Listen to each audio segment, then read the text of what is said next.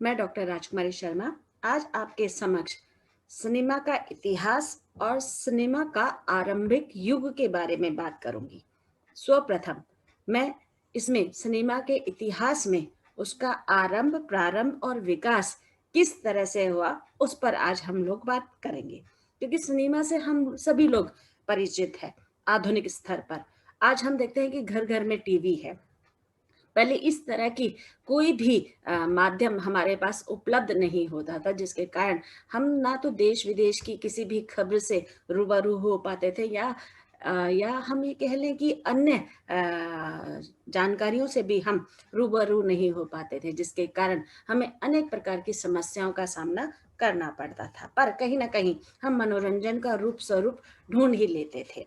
Cinema का इतिहास से यह हमारा तात्पर्य है। सर्वप्रथम इसे दो भागों में विभक्त किया गया है। पहला मूक सिनेमा के आधार पर और दूसरा सवाक सिनेमा के आधार पर। मूक सिनेमा की जो शुरुआत मानी जाती है वह 26 दिसंबर 1896 से मानी जाती है। इसमें भी अनेक प्रकार के विवाद यहाँ पर देखे जा सकते हैं। अगर हम इसी के इतिहास को देखें, किसी ने 1895 में माना, किसी ने 1813 में माना, किसी ने 1815 में माना। मतलब अलग अलग विचारधारा के अनुसार इसमें भी अनेक प्रकार के भ्रम उत्पन्न होते हुए दिखाई देते हैं। पर अधिकतर जो विद्वान हैं उन्होंने 1896 का समय यहाँ पर निर्मित कर बताया गया है। और बोलती फिल्मों का जो आरंभ है, यानी कि सवाक फिल्मों का जो आरंभ है, वह 1930 के आसपास माना जाता है।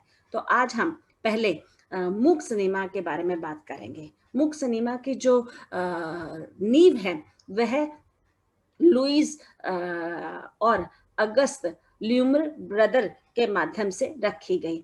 इन्होंने अपनी 6 चलचित्रों के माध्यम से मूक सिनेमा का निर्माण किया। कहने का तात्पर्य है कि इन भाइयों ने 26 दिसंबर 1896 ईस्वी में लूसी लुइस और अगस्ते ल्यूमर ने चलचित्रों के माध्यम से सिनेमा की शुरुआत की, और इस चलचित्र के माध्यम से इन्होंने उस भावा अभिव्यक्ति को व्यक्त किया जो समाज में एक तरह से नवीन ज्वलन समस्या के रूप में अपना व्यापक स्तर स्थापित करती चली जा रही थी। कहने का तात्पर्य, जब इन मूक चलचित्रों का वहां पर रूप स्वरूप रखा गया तो वह इस प्रकार से रखा गया कि एक चलचित्र दूसरे चलचित्र के माध्यम से जुड़ा हुआ प्रतीत होता है। जैसे कि हम जानते हैं कि अगर हम किसी भी बात को या किसी भी आधार को या किसी भी वाक्य को जब प्रस्तुत करते हैं या पैराग्राफ को प्रस्तुत करते हैं, तो उसमें हम देखते हैं कि क्रमबद्धता का आधार होना अत्यंत आवश्यक है, क्योंकि एक वाक्य दूसरे वाक्य से जुड़ा हुआ होगा तभी उसका अर्थ ज्ञापित, सरल और विषय अनुसार होगा। तो इसमें हमने देखा कि जो मूक चलचित्र है उसमें एक जो चित्र है वह दूसरे चित्र से कहीं ना कहीं जुड़ता हुआ दिखाई दे रहा है, और दूसरा तीसरे से। इस प्रकार अनेक रूप में हम देखते हैं कि 6 चलचित्रों का यहाँ पर रूप स्वरूप रखा गया, जो कि बहुत ही ज्यादा सफल उस समय में माना गया, और ये उस समय की सर्वप्रथम भरसक कोशिश भी मानी जा सकती है। इसी दिन मुंबई के टाइम्स ऑफ इंडिया में सिनेमा का पहला विज्ञापन छपा। देखिए, मूक फिल्मों का जब एक तरह से आरंभ हुआ तो उसमें इन भाइयों ने 6 फिल्मों के आधार पर उसे स्पष्ट करने का भरसक प्रयास किया, और लोगों को बहुत अच्छे से उसमें समझ में भी आया कि वह क्या कहना चाहते हैं। हम अद्यतन ये जानते ही नहीं पहचानना चाहते हैं कि सामने वाला व्यक्ति जब बोलते हुए भी उतना स्पष्ट नहीं होता जितना ये मूक फिल्में उस समय में स्पष्ट भाव व्यक्त करती हुई दिखाई दी थी। तो उस दिन के आधार पर टाइम्स ऑफ इंडिया में सिनेमा का पहला विज्ञापन छपा। ये बहुत बड़ी बात है। और विज्ञापन के आधार पर, मतलब वो जो विज्ञापन उस रूप में ज्ञापित हुआ, उसके अच्छे व्यूज आना, यानी कि अच्छे लाइक्स आना, अच्छे उसमें अभिव्यक्ति को व्यक्त किया, जिससे कि सामने वाले व्यक्ति का और ज्यादा, मतलब इन कार्यों में एक तरह से सफल प्रेरणा का स्रोत वहां पर उनको मिला। देश में सिनेमा का प्रदर्शन सबसे पहले मुंबई में हुआ। हम देखते हैं कि हमारे देश में यहाँ पर सर्वप्रथम जो संभवतः प्रयास सिनेमा का हुआ वह मुंबई में हुआ। पश्चिमी देशों की तरह मुंबई में भी यानी कि बम्बई में भी सिनेमा एक होटल में दिखाया गया है। ये बहुत बड़ी बात है, क्योंकि हम यहाँ पर उतनी ज़्यादा हम कहते हैं कि दिखावे में या फिर अन्य चीज़ों में उतने स्वप्रथम रूप से भाग लेते हुए नहीं दिखाई देते थे उस समय पर ये उस समय की मांग थी, क्योंकि सिनेमा का जो मूल आधार है वह होटल के द्वारा ही प्रदर्शित किया जाता था। तो वही भाव, वही अभिव्यक्ति, वही माध्यम वह मुंबई के में भी लेकर उपस्थित हुए। जैसे कहने का तात्पर्य है, पश्चिमी देशों की तरह बंबई में भी सिनेमा एक होटल में दिखाया गया। होटल का जो नाम था वह वाटसन होटल था। उस समय प्रवेश की जो टिकट थी वह 1 रुपए मात्र रखी गई, और इसमें वही व्यक्ति वहां पर प्रवेश कर सकता है जिसने 1 रुपए का वहां पर रूप स्वरूप वहां पर प्रस्तुत किया हो। तो वहां पर बहुत सारे लोग वहां पर आए, यानी कि करीबन हम मान के चलते हैं कि 200 लोगों ने उस रूप में वो टिकट ली और वहां पर फिल्म देखी। इस फिल्म में चित्रों को एक एक तरह से हम ये कह लें कि आंखों के सामने जो चलचित्र की प्रक्रिया चल रही थी वह लगातार मन मोहित करने वाली थी। वहां पर आकर्षण का जो प्रभाव था वह देखते ही बन रहा था। इसे यहाँ पर सिनोटोग्राफ का पंजीकरण या उत्पत्ति भी मानी जा सकती है, यानी कि उस समय में इस तरह के रूपों को हम सिनोटोग्राफ कह सकते हैं। और ये इसकी शुरुआत जो हुई है वह 26 दिसंबर 1800 हम 96 के आसपास ही मानते हैं। जो लुइस ब्रदर ने अपनी फिल्मों के माध्यम से, यानी कि ल्यूमरस ब्रदर्स, लुइस ब्रदर पहला नाम है, दूसरा अगस्ता है, दोनों भाइयों ने मिलकर पेरिस के इंडिया कैफे नामक जगह पर 32 लोगों के बीच ये 6 फिल्मों का रूप स्वरूप प्रतिपादित किया। कईयों का इसमें भी विवाद है कि कई बोलते हैं कि 7 फिल्मों का वहां पर रूप स्वरूप रखा, कहीं 6 फिल्मों का रूप स्वरूप रखा। अधिकतर जिन्होंने माना है वह 6 के रूप में माना है। उनके नाम मैं यहाँ पर बता दूं जो चलचित्र वहां पर प्रस्तुत किए गए: arrival of the train, feeding the baby, watering the gardener, playing the cards, leaving the factory और डिवोल्यूशन ऑफ द वॉल। कहने का तात्पर्य है ये सब फिल्में एक के बाद एक, मतलब एक ही शॉट में तैयार की गई थी। ये सबसे बड़ी वहां पर उपलब्धि मानी जा सकती है कि दर्शकों ने अपनी दिनचर्या की कुछ प्रमुख झलकियां इन चलचित्रों के माध्यम से महसूस की, और उन्हें आश्चर्य भी वहां पर हुआ कि जो हमारे जीवन में घटित हो रहा है उनका ज्ञान, उनका बोध इन्हें कैसे है। तो कहीं ना कहीं हम ये कह सकते हैं कि जो सामान्य मध्यम वर्गीय या आम जन की जो मुख्य अभिव्यक्ति जो दिनचर्या के रूप में वहां पर ज्ञापित होती रहती है, उनका प्रादुर्भाव इन चलचित्रों के माध्यम से वहां पर किया। 4 जनवरी 1817 में स्टुअर्ट ने नए शो की एक तरह से नेतृत्व किया, यानी कि नए शो को उन्होंने अपने आधार पर प्रस्तुत करने का प्रयास किया। क्योंकि हम देखते हैं कि जीवन में अनेक लोगों से जब मिलते हैं तो उनसे कहीं ना कहीं हम कुछ सीखते हैं और अपने जीवन में लागू करने का भी प्रयास करते हैं। ऐसे ही इन लोगों ने भी जब ल्यूमरस ब्रदर्स से इन चलचित्रों से प्रेरणा प्राप्त की तो वह अपने आधार पर उसे अलग अलग रूप में प्रस्तुत करने लगे। 1898 में प्रोफेसर हडसन ने अ ट्रेन अराइविंग एट नेन, और इसमें उन्होंने 2 आधारों को प्रस्तुत किया, यानी कि 2 आधारों पर चलचित्रों के माध्यम से अपनी बात वहां पर रखने का प्रयास किया। सर्वप्रथम हम ये कह सकते हैं कि उन्होंने जो 2 आधार वहां पर प्रस्तुत किए उसमें है, पहला जो आधार उन्होंने प्रस्तुत किया उसमें वह अपने जीवन में जो घटित घटनाएं हैं उनको स्टेशन के माध्यम से, यानी कि बॉम्बे स्टेशन और पूना रेसस के माध्यम से उन्होंने उन फिल्मों का वहां पर निर्माण किया जो कि काफी प्रचलित उस समय पर हुई। इसी तरह से हम देखते हैं कि पहला शो जो उन्होंने वहां पर प्रस्तुत किया, उसमें महारानी विक्टोरिया को वहां पर उपस्थित किया, निमंत्रण दिया। इस तरह पश्चिमी देशों में सिनेमा के उदय और विकास ने आम लोगों में जैसे उत्सुकता का भाव जागृत कर दिया हो। भारत में 1880 में अपना पहला फोटो स्टूडियो खोलकर भट्ट ने एक नई उपलब्धि वहां पर हासिल की।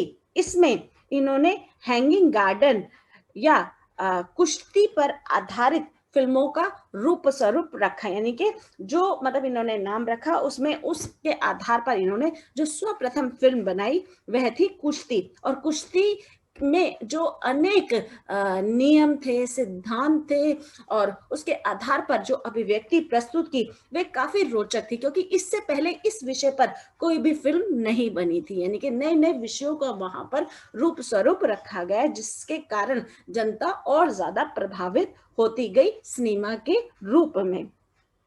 दूसरा हम ये कह लें कि जो पूना रेसेस पर फिल्म बनाई, उसमें भी पूना की जो मूल रूप है, स्वरूप है, आधार है, उसको उन्होंने वहां पर प्रस्तुत किया। इस दूसरा हम कह सकते हैं कि इसकी आधार पर वह एक और प्रयास वहां पर संभावित हुआ। वहां पर उन्होंने बंदर को शिक्षित करने का जो रूप स्वरूप का जो चित्र रखा, वो भी काफी आकर्षित करता हुआ प्रतीत हुआ। कहने का तात्पर्य कि इस आधार पर भी एक नई ऊर्जा का वहां पर संकेत जारी होता हुआ दिखाई देता है, क्योंकि हम देखते हैं कि किसी भी बंदर या किसी भी जानवर को वहां पर शिक्षित करना एक बहुत बड़ा कठिन कार्य है, क्योंकि हम मानव को नहीं समझा सकते, सिखा सकते, तो वो तो बंदर की बात है। तो इस तरह की फिल्मों का भी वहां पर जो रूप स्वरूप है बढ़ चढ़कर प्रयोग में आने लगा। 1909 में आरजी टोनी ने महाराष्ट्र में एक संत की जीवनी पर आधारित फिल्म पंडुलिक बनाकर ड्रामाई फिल्मों का प्रथम रूप वहां पर प्रस्तुत किया। इससे पहले देखिए अलग अलग आधारों पर जो फिल्में बनी हैं, उनका रूप स्वरूप किस तरह से परिवर्तित होता चला गया समय अनुसार, क्योंकि समय और वातावरण के अनुसार चीजें किस तरह से समाज को दिशा निर्देश देती हुई प्रतीत होती है, ये उस समय के लोगों ने जान लिया था, और वह वातावरण के रुचि के अनुसार फिल्में बनाने लगे, जिससे कि उन्हें काफी सफलता मिली। सर्वप्रथम हम इसमें देख रहे हैं कि 1909 में किस तरह से आरजी टोनी ने एक संत की जीवनी पर फिल्म की पांडुलिपि वहां पर बनाकर और ड्रामाई फिल्मों का जो रूप स्वरूप वहां पर प्रदर्शित किया, वह भी एक नया रूप या नया संकेत लेकर वहां पर उपस्थित हुआ। तो मूक फिल्मों का वास्तविक रूप से जन समुदाय के सामने उपस्थित होना एक बड़ी चुनौती के रूप में वहां पर कारगर सिद्ध होता है, क्योंकि अपनी बात मौन रूप में कहना बहुत बड़ी उपलब्धि है कि आप सारी बातें मौन रूप में अभिव्यक्त कर रहे हो और सामने वाला समझने के लिए वहां पर भरसक प्रयास कर रहा है, सतत प्रयास कर रहा है उसे जानने के लिए। कई बार हमें ऐसा भी होता है कि इन चित्रों का जो रूप स्वरूप है हम अनेक रूपों में लेकर चलते हैं, पर सही रूप में आंकना या अंकन करना वो वहां पर बड़ी बात दिखाई देती थी। सन 1808 में सिनेमा का थिएटरों के माध्यम से भी एक तरह से नींव रखी गई, और उसमें सर्वप्रथम हम ये कह लें कि पारसी थिएटर की उसमें बहुत अहम भूमिका थी। अगर पारसी थिएटर उस वक्त में नहीं होता तो शायद आज जो सिनेमा का जो रूप रंग है वह कुछ अलग होता हुआ दिखाई देता। 19वीं सदी के अंत में महाराष्ट्र और गुजरात के क्षेत्रों में इसका आरंभ हुआ। इसमें रंगकर्मियों में ज्यादातर पारसी ने अपनी भूमिका वहां पर निभाई। कहने का तात्पर्य है कि इन्होंने वहां पर अपने अभिनय के माध्यम से अनेक रूपों, अनेक स्रोतों को वहां पर प्रस्तुत करने का प्रयास किया। महानगरों और बड़े बड़े शहरों में पारसी थिएटर काफी लोकप्रिय हुआ। केवल महाराष्ट्र और गुजरात में नहीं, फिर अन्य स्थानों पर भी पारसी थिएटर की जो लोकप्रियता है वो ज्यादातर बढ़ने लगी। अंग्रेजी और संस्कृत के इस्मालिस ये नाटकों को भी गुजराती और मराठी और उर्दू में अनुवादित कर मंचित किया। कहने का तात्पर्य है जो क्लासिकल जो नाटक थे जो अंग्रेजी और संस्कृत में वहां पर उनका प्रादुर्भाव हो रहा था, वह अनुवादित रूप में अन्य भाषाओं में भी वहां पर प्रस्तुत किए जा रहे, क्योंकि सब अपनी भाषा के अनुसार अपने सिनेमा का रसपान करना चाहते हैं।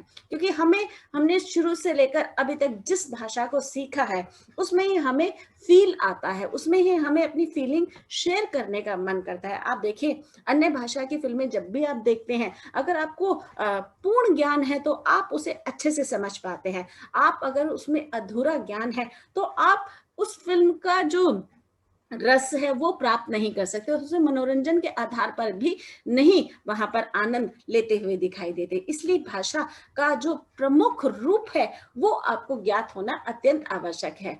ऐसे ही हम कह लें कि बोलियों के आधार पर भी हम जब किसी बोली में फिल्म देखते हैं, जैसे हम देखते हैं भोजपुरी हो गई अपना या फिर कह लें जी कि मथुरा वृंदावन पर आधारित फिल्मों का जो रूप स्वरूप है, अगर उन्हें हमें नहीं आता उन शब्दों के अर्थ, तो हमें फिल्म देखने में उतनी उत्सुकता वहां पर नहीं दिखाई देगी जो भरसक रूप से दिखाई देनी चाहिए। तो कहने का तात्पर्य है पारसी थिएटर में अनेक प्रकार के नए विषयों का प्रादुर्भाव वहां पर हुआ और रंगमंचीयता के आधार पर ये पात्र अपनी पुरजोर कोशिश से अपने अभिनय का जो रूप स्वरूप वहां रखते थे वह देखते ही बनता था। 1920 से 30 के दशक में नाटक कंपनी नाटकों को प्रस्तुत करने लगी। कहने का तात्पर्य है अब भी ये केवल अपने आधार पर पारसी थिएटर का जो रूप स्वरूप रखते हुए दिखाई देते थे, अब इसमें अनेक प्रकार की कंपनियां वहां पर जुड़ गई और वह नए नए विषयों पर, नए नए आधारों पर, नए नए रूपों पर फिल्मों का या नाटक का निर्माण वहां पर करने लग गई। पारसी रंगमंच सवाक सिनेमा के आने के एक दशक के बाद तक एक तरह से बना रहा। मतलब उसमें कहने का तात्पर्य हमने इससे पूर्व देखा कि किस तरह से नाटक कंपनी यानी कि जो पहले औपचारिक अनौपचारिक रूप में जो कंपनी के मालिक हुआ करते थे वह नाटक के संदर्भ में पूर्ण रूप से व्यवसाय के रूप में देखते हुए नजर आते थे। पर जैसे जैसे इसकी लोकप्रियता बढ़ती गई वैसे ही वैसे सरकारी लोगों ने इस पर अपना नियंत्रण करने लग गए, जिसके कारण जो पूरा मुनाफा था उसका कहीं ना कहीं रूप स्वरूप सरकारी टैक्स के रूप में वहां पर ज्ञापित करना पड़ता था। सिनेमा का आरंभिक युग, सिनेमा का जो आरंभिक युग है उसमें अनेक प्रकार की रूपों को यहाँ पर दिखाया गया। इससे पहले मैं पारसी उसकी ही बात कर रही थी, उसको मैं यहाँ पर पूर्ण रूप से कंप्लीट कर देती हूँ, फिर मैं आगे बात करती हूँ कि किस तरह से पारसी रंगमंच सवाक सिनेमा के आने के एक दशक के बाद भी वहां पर बना रहा। पारसी रंगमंच को समाप्त कर दिया गया और उसके स्थान पर फिल्मों में सरकारी नियंत्रण का जो आधार है वह आरंभ होता चला गया।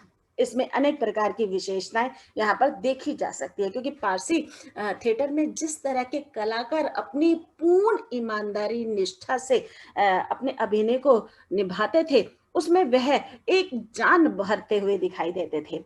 उनमें अनेक प्रकार की विशेषताओं का प्रादुर्भाव था। सर्वप्रथम हम देखते हैं कि पारसी थिएटर में जो पर्दों का जो नायाब प्रयोग वहां पर दिखता था वह देखते ही बनता था। अनेक प्रकार के वहां पर अलग अलग भव्य वहां पर पर्दे दिखाई देते थे, जिससे कि पात्र उस पर्दे के सामने जब अपने संवाद या अपने अभिनय की कला को वहां पर व्यक्त करता हुआ दिखाई देता था तो उन पर्दों का भी उसके अभिनय पर प्रभाव यथावत रूप में वहां पर दिखाई देता था। दूसरा हम ये कह लें कि नृत्य, गीत और संगीत का जो अधिक से अधिक प्रयोग हमें पारसी थिएटर या पारसी फिल्मों के माध्यम से प्राप्त होता है, अन्य रूप में हमें वो देखने को नहीं मिलता।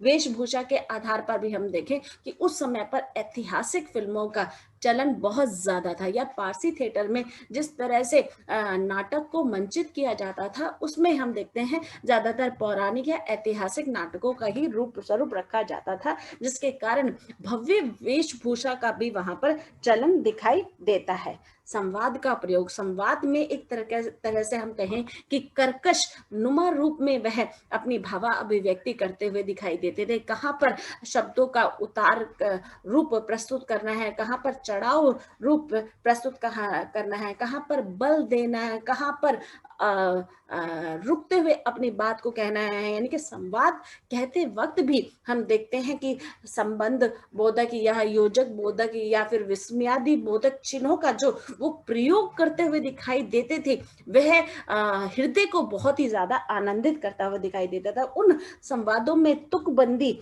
और अतिशयोक्ति का जो रूप स्वरूप उन संवादों के माध्यम से व्यक्त होता था, वह आज के स्तर पर हमें बहुत कम देखने को मिलता है। पर ये कह सकते हैं कि जब भी हम किसी थिएटर में या किसी रंगमंच पर आधारित इन चीजों को देखते हैं, तो आज भी हमें वो रस प्राप्त होते हुए दिखाई देता है जो अद्यतन पहले के व्यक्तियों को दिखाई देता होगा। इसमें हम कह सकते हैं कुछ अभिनेताओं का मैं यहाँ नाम ले रही हूँ, जिसमें उन अभिनेताओं ने अपनी फिल्मों के माध्यम से, अपने रंगमंच के माध्यम से एक नवीन आधार को जो प्रस्तुत किया, जैसे प्राण है, पृथ्वीराज है, और आप देखिए अमरीश पुरी है, मदन पुरी है, और आज के युग में हम देख ले तो मनोज वाजपेयी है, पंकज त्रिपाठी है, या फिर हम ये कह लें कि अन्य स्त्री में भी हम अभिनेत्री में भी देखते हैं कि अनेक अभिनेत्रियां हैं, नीना गुप्ता है, या फिर आप कह लीजिए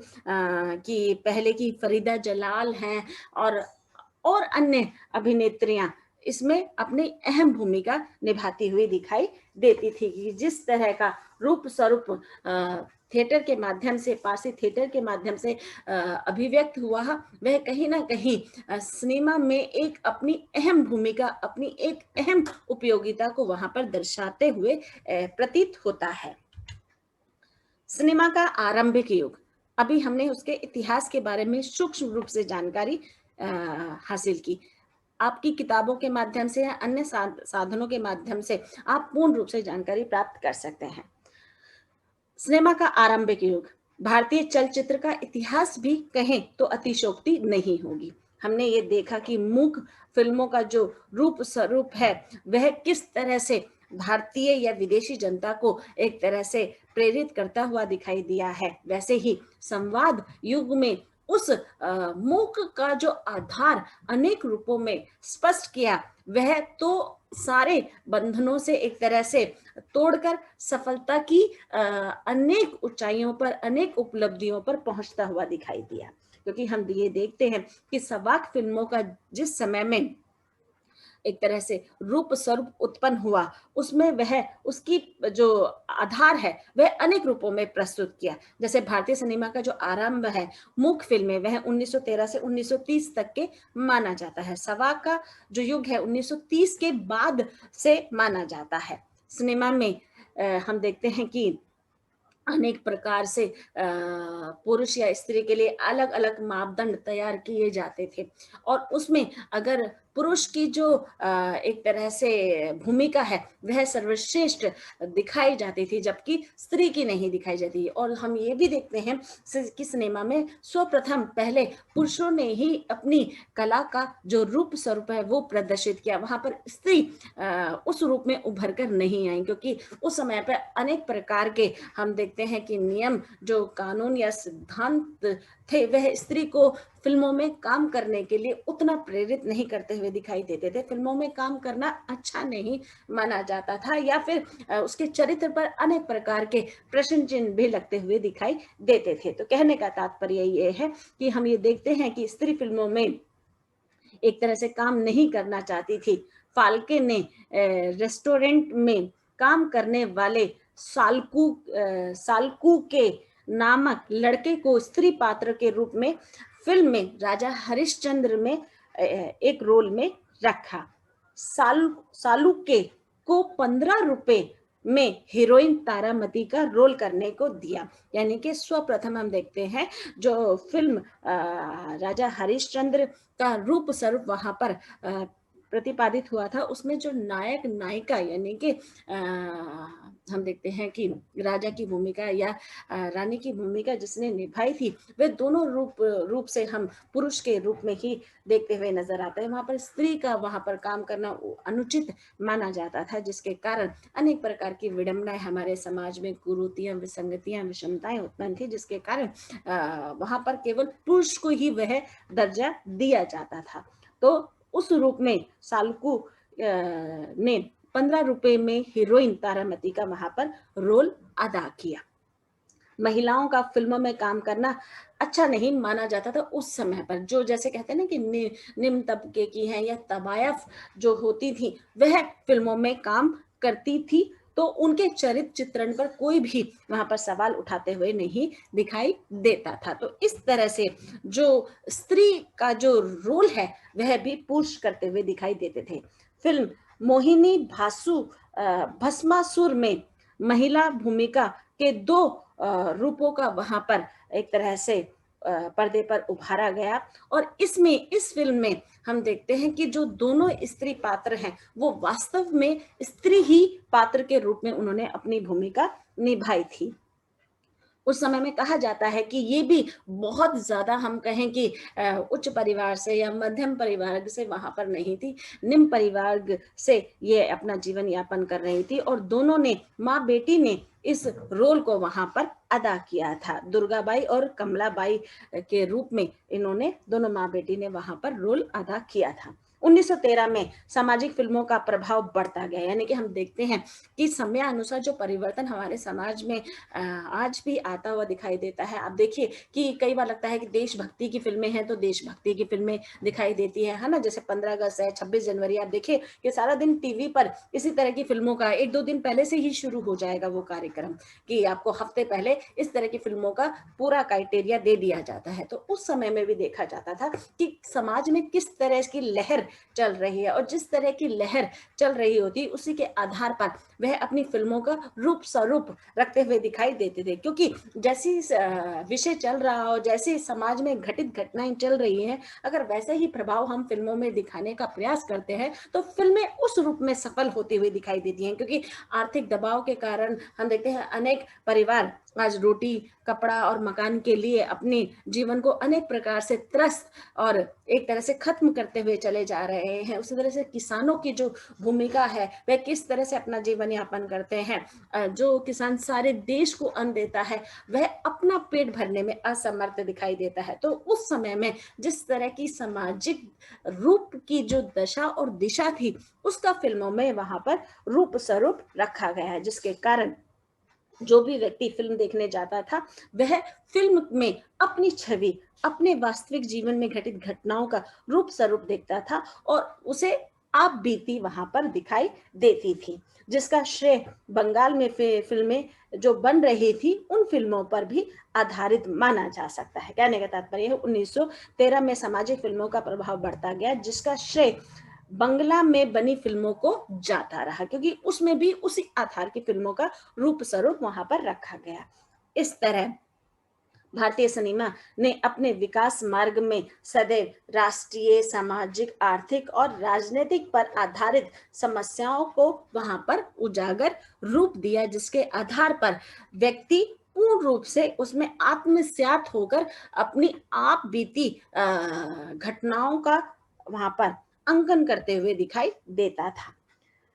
इसी समय शांताराम ने अपनी 2 कंपनियों के आधार पर फिल्मों का जो रूप स्वरूप रखा उसके आधार पर एक नए आयाम को वहां पर प्रतिपादित करते हुए दिखाई दिए। Prabhat film company, Kohinoor film company आदि में व्यक्तिगत निर्माताओं के रूप में अपनी संस्था के माध्यम से फिल्म बनाना एक तरह से आरंभ उन्होंने कर दिया। और इसमें उन्होंने सर्वप्रथम रूप में हम देखते हैं कि सवाक फिल्म जो आई थी उसमें आलम आया जो रिलीज हुई थी, यानी कि पहली बोलती फिल्म इसे कहा जा सकता है। और इस फिल्मों में आप देखिए कि संवाद के रूप में कितनी तुकबंदी दिखाई गई है। संवाद एक तरह से कम है और जो नृत्य है, गीत हैं, वह इसमें भरमार दिखाई दी है। तो इसमें बताया गया है कि सवाक फिल्म में जो आलम आरा है उसमें 10,000 वर्ग फुट लंबी फिल्म यह थी। और अगले उसमें बताया गया है कि इस फिल्म ने किस तरह से मुस्लिम इतिहास पर आधारित इस फिल्म को दर्शाया गया था। इसमें जो हीरो की भूमिका मास्टर विट्ठल और हीरोइन की जो भूमिका थी जुबेदा ने अपनाई थी। इस फिल्म में उस समय अधिक वेतन पाने वाले कलाकार माने जाते हैं। ईरानी को सवाक फिल्म का जन्मदाता माना जाता है। पहली रंगीन फिल्म किसान कन्या ईरानी को ही उसका सफलतम रूप माना जा सकता है, यानी कि उसकी नींव ईरानी ने रखी थी। 1937 में यह फिल्म बनी। भारतीय फिल्मों का जो श्री गणेश है वह भी इसी के आसपास माना जाता है। हिंदी सिनेमा की लोकप्रिय फिल्में, जैसे हम बहुत सारी लोक फिल्मों का यहाँ पर रूप स्वरूप देखते हैं, उसके आधार पर जो वास्तविक उस समाज में घटना घटित हो रही थी उसका रूप वहां पर प्रदर्शित किया गया है। साथ ही साथ हम ये देखते हैं कि 1896 में शुरू भारतीय सिनेमा में किस तरह के आधार, किस तरह के महत्ता को वहां पर रखा गया था, जैसे व्यावसायिक आधार के रूप में, सार्थक रूप में, या हम एक तरह से सफलता या सामान्यता के आधार पर भी कह सकते हैं, कला के आधार पर अनेक प्रकार की फिल्मों का वहां पर चयन किया गया। 1971 में 800 फिल्में विभिन्न भाषाओं में बनी, यानी कि आप देखिए कि जो भाषा के स्तर पर अलग अलग रूपों में फिल्मों का जो निर्माण होता चला जा रहा था वह सारे ही देश को उस रूप में सिनेमा की ओर प्रभावित करता हुआ दिखाई दे रहा था। 1940 से 1960 को एक तरह से स्वर्ण काल के नाम से जाना जाता है। इस काल में अनेक प्रकार की फिल्में जो बनी वह अधिकतर सामाजिक हित, सामाजिक लोक मंगल, मन में उठ रहे अवसादों के आधार पर, अलगावों के आधार पर, विषमताओं के आधार पर, कुरीतियों के आधार पर पौराणिक फिल्मों का भी चलन हम देखने को मिलता है, और वहीं हमें अनेक मूल्यों के आधार पर भी फिल्मों का रूप स्वरूप देखने को मिलता है। तो इस काल को इस रूप में स्वर्ण काल के रूप से जाना जाता है।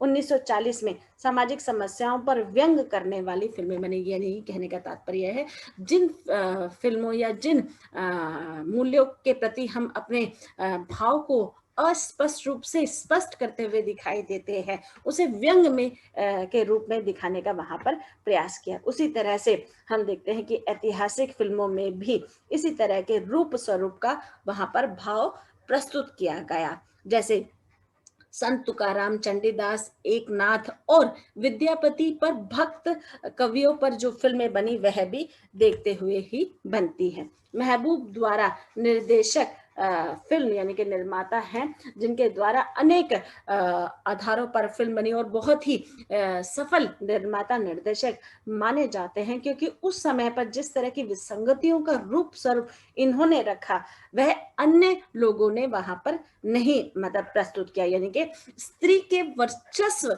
स्त्री के प्रति विकास, या स्त्री किस तरह से विसंगतियों, आडंबरों में अपना जीवन घर की चार दीवारी में बिता रही है, उसके आधार पर उसका रूप स्वरूप वहां पर व्यक्त किया। औरत एक किसान स्त्री के जीवन की कथा के माध्यम से नारी जीवन की त्रासद विसंगतियों को वहां पर उजागर किया। 1934 में हम देखते हैं कि किस तरह से सीता, बॉम्बे टॉकीज, सावित्री आदि फिल्में बनी, यानी कि हम धार्मिक आधार पर भी रूप स्वरूप को समय समय पर अभिव्यक्त करते हुए उसकी प्रासंगिकता, उसकी अवतार रूप को हम व्यक्त करते हुए नजर आते हैं।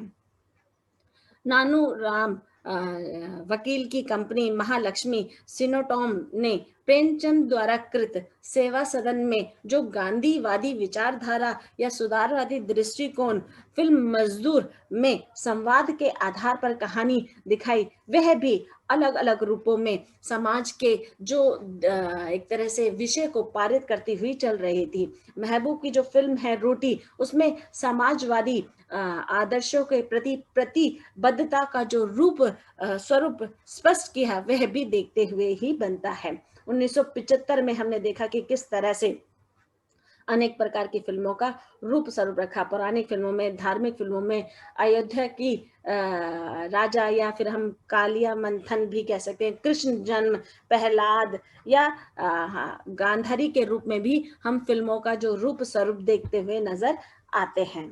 1936 में गोपाल कृष्ण की हम देखते हैं, शांताराम ने जो फ़िल्म में अपनी अनेक आदर्शों के आधार पर कृष्ण की किस तरह की लीलाओं का जो रूप स्वरूप, मान्यताओं का, परंपराओं का जो रूप स्वरूप प्रस्तुत किया, वह जो समाज के जो व्यक्ति हैं उनको काफी सफल वहां पर रूप दिखाई देता हुआ प्रस्तुत होता है। कहने का तात्पर्य यहाँ पर है कि इन फिल्मों के माध्यम से व्यक्ति अपनी आप बीती या अपने जीवन में जिस तरह के दिनचर्या या जीवन चर्या को वह जीते हुए देखते हैं, उसका जो रूप है, वो जो प्रभाव है, जो आकर्षण है, वह कहीं ना कहीं हमें फिल्मों के माध्यम से मिलता हुआ दिखाई देता है। साहित्यिक कृतियों पर आधारित भी अनेक प्रकार की फिल्में बनी। उसका जो क्रम है हम देखते हैं अनेक रूपों में हमें देखने को मिलता है, क्योंकि समाज, साहित्य और सिनेमा एक दूसरे के पूरक दिखाई देते हैं, क्योंकि समाज में जो घटित घटना होती है उसका रूप स्वरूप हमें कहीं ना कहीं साहित्य रूपी दर्पण में दिखाई देता है। और साहित्य रूपी दर्पण में जिस तरह की विवशता, विसंगति, विषय विषमताओं का जो रूप हम देखते हैं, वो हमें सिनेमा के माध्यम से देखने को मिलता है। तो सामाजिक सुधार की चेतना पर आधारित फिल्में 1934 में नानू भाई वकील की कंपनी महालक्ष्मी बिजनेस में प्रेमचंद द्वारा, सेवा सदन, गोदान, या फिर हम कहें मनु भंडारी द्वारा रचित जो फिल्म है यही सच है में अनेक प्रकार की स्त्री पुरुष की जो विवशता है, जो इच्छाएं हैं, जो आकांक्षा है, किसी भी कारण जब पूरी नहीं हो पाती तो वह अनेक प्रकार के अलगावों में घिरता हुआ चलता जाता है, जिससे उसका जीवन बहुत ही ज्यादा कठिन होता हुआ दिखाई देता है। 1934 में मजदूर फिल्म जो बनी है उसमें अनेक प्रकार की आर्थिक वेदना, संवेदना के आधार पर उसे दर्शाया गया है। हम देखते हैं इसी तरह से अनेक प्रकार की कहानियां, अनेक प्रकार के संवाद जीवन में व्यक्ति को अलग अलग आधारों पर व्यक्त होते हुए दिखाई देते हैं। हाँ, फिर हमने देखा कि किस तरह से हम देखते हैं कि जन सामान्य पर आधारित फिल्में भी हमारे देश में अनेक रूपों में बनी हैं, जिसमें हम आज़ादी से पहले की जो व्यथा है उसकी अनेक रूपों में हम चित्रण करते हुए देखते हैं। आज़ादी के बाद किस तरह का देश है या किस तरह की जन साधारण की जो अभिव्यक्ति है, उस पर भी अनेक प्रकार की फिल्में हमारे समाज में देखने को मिली है, और उसमें अनेक प्रकार से अनेक रूपों के मूल्य को परिवर्तन रूपों में दिखाने की कोशिश की है। साथ ही साथ कई शाश्वत मूल्यों को भी यहाँ पर दिखाया है, जिसमें कभी भी परिवर्तन की भावना वहां पर उत्पन्न नहीं होती है। मानवीय मूल्यों एवं प्रगतिशील विचार, हम देखते हैं कि व्यक्ति अपने मानवीय गुण के कारण ही आज समाज में अनेक रूपों में चित्रित होता हुआ दिखाई देता है, क्योंकि मनुष्य में ही वह बौद्धिक क्षमताएं हैं जो हम 5 इंद्रियों के द्वारा समय टू समय अभिव्यक्त करते हुए दिखाई देते हैं। अगर हम इसका जो रूप स्वरूप है पूरे इतिहास में देखें तो अनेक आधारों में चित्रित होते हुए दिखाई देता है। कहीं पर सामाजिक मूल्य बदलते हुए दिखाई देते हैं, आवश्यकता अनुसार कई बार हम धार्मिक मूल्यों में परिवर्तन करना चाहे तो भी नहीं कर सकते, क्योंकि हमारी आस्था और हमारी श्रद्धा अनेक आधारों पर व्यक्त होती हुई दिखाई देती है। कई बार इस पर बवंडर भी मचता हुआ दिखाई देता है, कई बार सांप्रदायिक दंगे भी होते हुए नजर आते हैं, और हम देखते हैं कि इतिहास गवाह है मुस्लिम और हिंदू के जो झगड़े हैं वह आज भी एक तरह से खत्म नहीं हुए हैं। अब केवल थोड़ी सी उसमें किसी भी तरह के हम कहें भ्रम की वहां पर उत्पत्ति हो जाती है, तो अनेक प्रकार के वाद विवाद हमारे समाज में अनेक रूपों में चित्रित होते हुए दिखाई देते हैं, जिसकी भरपाई करना बहुत ही ज्यादा मुश्किल हो जाता है। तो हम देखते हैं कि मानवीय मूल्य हमारे विकास में बहुत स्थान पर हम देखते हैं कि प्रगतिशील भी होते हुए दिखाई देते हैं, पर कई बार ऐसा भी होता है कि हम पतन की ओर भी विकसित होते हुए दिखाई देते हैं। हम देखते हैं हम देश के आधार पर, भाषा के आधार पर, अपनी बोली के आधार पर, हाँ, हमारे मन में अनेक प्रकार की विडंबनाएं चलती हुई दिखाई देती है। हम उसका प्रचार प्रसार करने में घबराते हैं, हम उसे स्वीकार करने में घबराते हैं, हम उसमें हीनता का जो भाव है वह देखते हुए नजर आते हैं, जिसके कारण अनेक प्रकार की विषमताएं और विसंगतियां उत्पन्न होती है, जो हमारे विकास को अवरोध करती हुई भी दिखाई देती है। मनोवैज्ञानिक विषय पर आधारित हमने बहुत सारी ऐसी फ़िल्में देखी हैं, जहाँ पर व्यक्ति अपने अकेलेपन के कारण, अपनी अवसादों के कारण, अपने अलगावों के कारण अनेक प्रकार से अर्थहीनता, कुंठा, अवसाद, कड़वाहट, जलाहट, अर्थहीनता, परायापन के जो रूप स्वरूप है, वह देखते हुए नज़र आता है। कई बार तो वह हमें वातावरण के अनुकूल मिलते हुए दिखाई देते हैं, पर कई बार हम देखते हैं कि हमारे स्वार्थ, हमारे जो सामाजिक दायित्व हैं, जो हमारे समानता या अधिकार का जो कर्तव्य बोध है, या हमारी रोजगार पर आधारित, बेरोजगारी पर आधारित अनेक प्रकार के, हम ये कहें कि समाज का जो अंधेरा वाला जो पक्ष है, वो भी हमें आहत करता हुआ दिखाई देता है, हमें विकसित करने से रोकता है और हमें अनेक प्रकार के फ्रस्ट्रेशन यानी कि विसंगतियों में वहां पर ढालते हुए दिखाई देता है। तो सिनेमा में जो समाज में घटित घटनाओं का जो रूप स्वरूप है, समय अनुसार,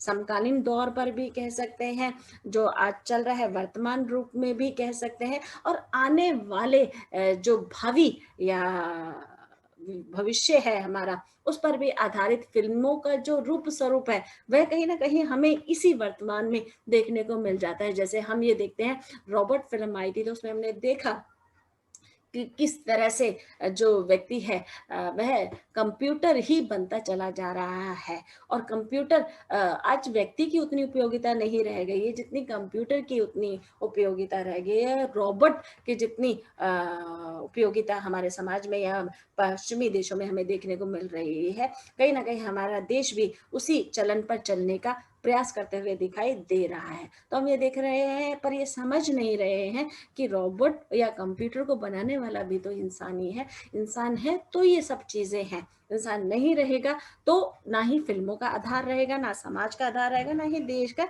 या अन्य मूल्यों का। तो हम इस आधार पर मानवीय रूप को अलग से एक महत्व देते हुए नजर आते हैं। धन्यवाद।